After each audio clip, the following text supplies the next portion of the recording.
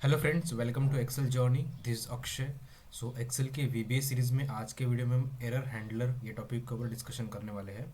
So video को and तक ज़रूर देखना। अगर आपको वीडियो पसंद आती है तो लाइक करना, शेयर करना। एंड अगर आप वीडियो चैनल पे नए हो या फिर अपने चैनल को अभी तक सब्सक्राइब नहीं किए तो चैनल को सब्सक्राइब करना। Error handler. सो बीबीए में आपको मल्टीपल टाइप्स के एरर आ सकते हैं। सो उस टाइम पे आपको अगर किसी लाइन पे एरर आता है तो उस टाइम पे प्रोग्राम को क्या करना चाहिए, तो वो बताने के लिए हम यहाँ पे एरर हैंडलर का इस्तेमाल करते हैं वीबीए में। सो एरर हैंडलर बेसिकली तीन टाइप्स के हैं। On error go to zero, उसके बाद ऑन एरर रिज्यूम नेक्स्ट, उसके बाद on error go to line और लेबल। सो फर्स्ट जो है on error go to zero, ये बाय डिफ़ॉल्ट वीबीए में होता ही है। अगर किसी भी लाइन पे आपको एरर आता है तो उस टाइम पे वहाँ पे प्रोग्राम जो है ऑटोमेटिकली स्टॉप हो जाता है एंड वहाँ पे आपको एरर बताता है कि ये यहाँ पे इस लाइन में एरर है। तो ये बाय डिफ़ॉल्ट वीबीए में होता ही है। उसके बाद नेक्स्ट है ऑन एरर रिज्यूम नेक्स्ट।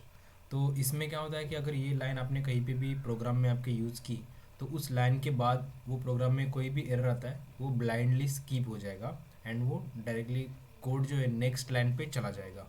तो ये एरर हैंडलर यूज़ करना रिकमेंडेड नहीं है।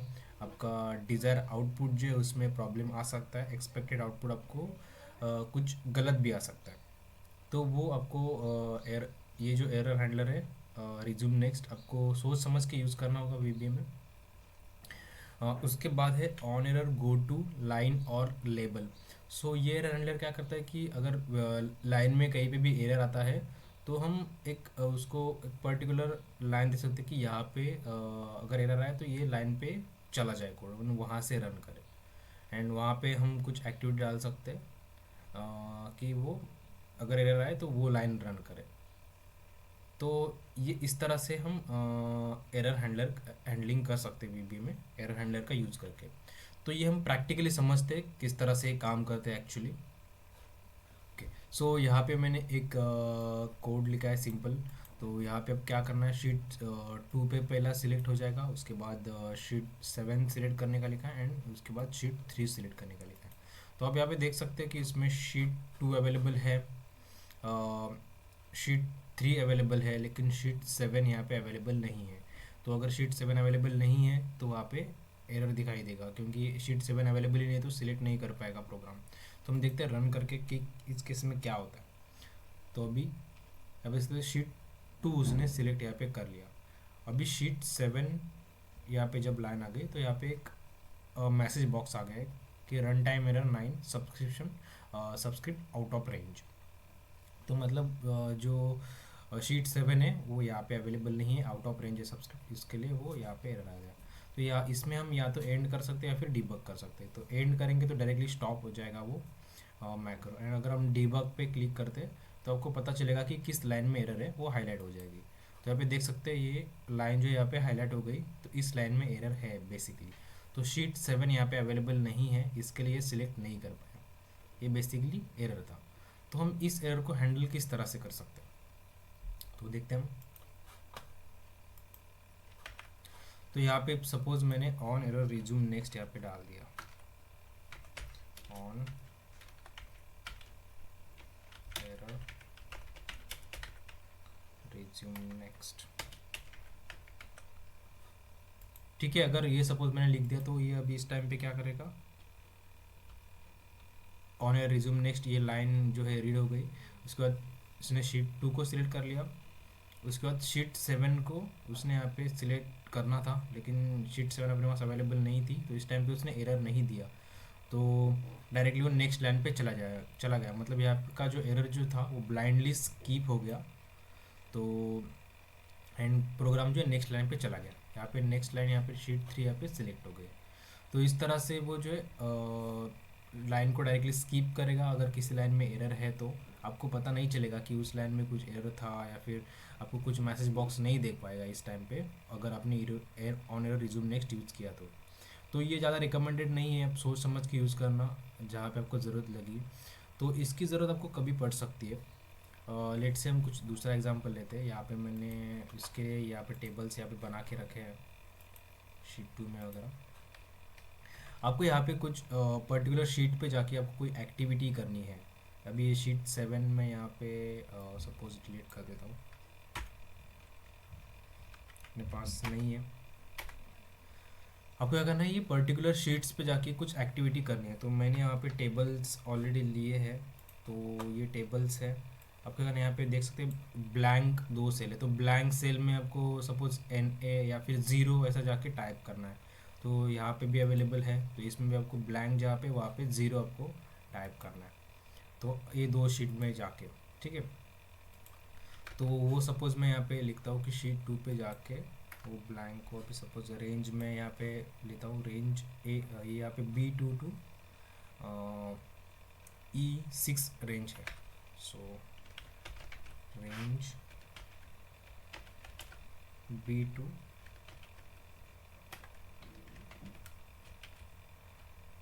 E6 dot special cells Excel type blanks equals to 0, ठीक है। तो मैंने यहाँ पे क्या कर दिया कि ये पर्टिकुलर शीट पे जाए, शीट 2 पे, उसके बाद रेंज B2 टू E6 में जो जो सेल्स है उसमें अगर कोई ब्लैंक सेल आता है, ब्लैंक सेल है, तो वहाँ पे वो 0 इनपुट करे, ठीक है। ये सेम लाइन में यहाँ पे लिखता हूँ, शीट 3 के लिए भी करें, ठीक है। ये थोड़ा तो समझ में आएगा, ठीक है। तो अभी सपोज मैं 1 बाय 1 अभी कोड रन करता हूँ, ठीक है। अभी ये लाइन को मैं फ़िलहाल कमेंट करता हूँ कि ये लाइन अभी फ़िलहाल VBA का पार्ट नहीं है, ये प्रोग्राम का पार्ट नहीं है बेसिकली। सो अभी यहाँ पे मैं रन करता हूँ, शीट 2 पे चला गया। उसके बाद यहाँ पे देख सकते हैं ब्लैंक 2 सेल है, तो उसमें देखो यहाँ पे ब्लैंक सेल की जगह पे 0 यहाँ पे इनपुट कर दिया। उसके बाद शीट 3 पे चला गया, यहाँ पे भी 2 सेल ब्लैंक है, तो यहाँ पे ब्लैंक के जगह पे उसने 0 फिल कर दिया, ठीक है। अभी कभी कभी क्या हो सकता है कि अब ये आपने जो रेंज दिया है वो रेंज में ब्लैंक सेल ही नहीं है, तो उस टाइम पे उसको प्रॉब्लम आ सकता है। लेट से मैं यहाँ पे शीट 4 पे भी यहाँ पे वैल्यू कुछ डाल देता हूँ, मान लो 33, ठीक है। अभी मैं यहाँ पे शीट 4 अगर करता हूँ same and sheet 4, sorry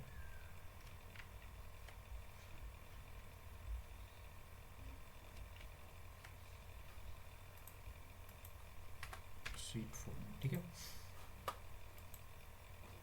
okay. तो यहाँ पे अगर मैं लाइन को रिवर्स ले लेता हूँ, तो यहाँ पे अभी क्या होगा, शीट 4 को सिलेक्ट करेगा, ठीक है। लेकिन शीट 4 में यहाँ पे मैंने क्या लिखा है कि शीट 4 में B2 टू E6 में जो भी कोई ब्लैंक सेल है उसको 0 से रिप्लेस करे। तो इस टाइम पे यहाँ पे उसको कोई ब्लैंक सेल यहाँ पे मिला नहीं, नो सेल वेयर फाउंड, तो यहाँ पे प्रोग्राम जो स्टॉप हो गया आपको। तो यहाँ पे वो एरर बताएगा एंड यहाँ पे प्रोग्राम स्टॉप हो जाएगा ऑटोमेटिकली। तो इस टाइम पे आप ऑन एयर रिज्यूम नेक्स्ट का यूज़ कर सकते हैं। तो अभी सपोज मैं यहाँ पे ऑन एयर रिज्यूम नेक्स्ट का यूज़ किया, तो वो इस टाइम पे वो ब्लाइंडली स्किप हो जाएगा लाइन। तो देखते हैं किस तरह से वो काम करेगा।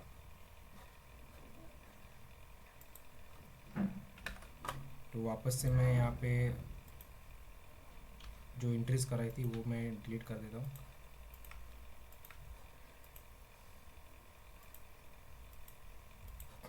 ठीक है। यहाँ पे भी लाइन लिखता हूँ मैं, ऑन एयर रिज्यूम नेक्स्ट,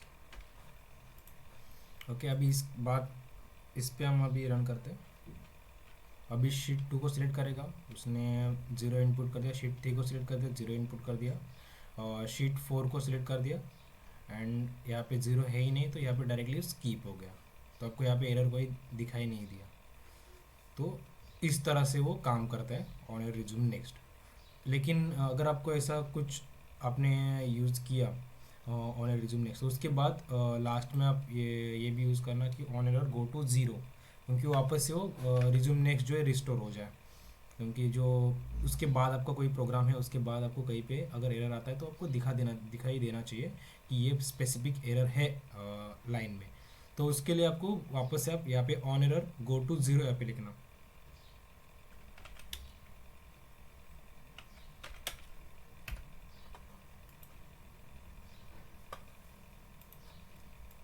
तो इसमें क्या होगा कि वापस से वो जो है लाइन वो जो है रिस्टोर हो जाएगी। अभी हम देखते हैं। अभी सपोज ये वापस से मैं यहाँ पे करता हूँ। अभी मैं वन बाय वन सिलेक्ट करता हूँ तो इसमें आपको कहीं भी एरर नहीं देगा। एंड जबकि यहाँ पे कहीं भी ब्लैंक से ले उसने स्किप कर लिया। शीट थर्ड पे चला गया, वहाँ पे भी स्किप कर लिया। शीट फोर पे चला गया, वहाँ पे भी स्किप कर लिया। अभी on error go to zero. तो मतलब यह क्या हुआ, हमने जो एरर हैंडलर यूज़ किया था और रिज्यूम नेक्स्ट वो यहाँ पे on error go to zero से डिसेबल हो गया। तो अभी इसके बाद आगे आपको कोई भी एरर आएगा वो आपको एरर उसका मैसेज दे देगा। अभी शीट फोर ही सिलेक्टेड है, तो अभी यहाँ पे देख सकते हैं उसने एरर दे दिया, नो सेल वेयर फाउंड। तो इस तरह से ये on error resume next and on error go to zero काम करता है। उसके बाद है on error go to line और लेबर। ये देखते किस तरह से काम करता है। तो यहाँ पे मैंने एक कोड लिखा है, इसमें आपको 100/10, 100/5, 100/0, 100/20। तो यहाँ पे अगर ये हम कोड रन करें तो यहाँ पे इस लाइन पे एरर आएगा, क्योंकि 100 जीरो से यहाँ पे हम ज़ीरो से किसी को भी डिवाइड नहीं कर सकते। तो वो यहाँ पे एरर दिखाई देगा, यहाँ पे डिवीजन बाय ज़ीरो, ये आपको एरर आ गया यहाँ पे। तो अगर ये इस टाइप मतलब कोई भी प्रोग्राम में आपको एरर आता है तो उस टाइम पे वो प्रोग्राम को क्या करना चाहिए, प्रोग्राम किसी मल्टीपल लाइन पे आपको शिफ्ट करना है, तो वो काम हम ऑन एरर गो टू से कर सकते हैं। तो सपोज मैं यहाँ पे लिखता हूँ on error go to, suppose मैं यहाँ पे लिखता हूँ एरर लाइन, ठीक है, एरर लाइन।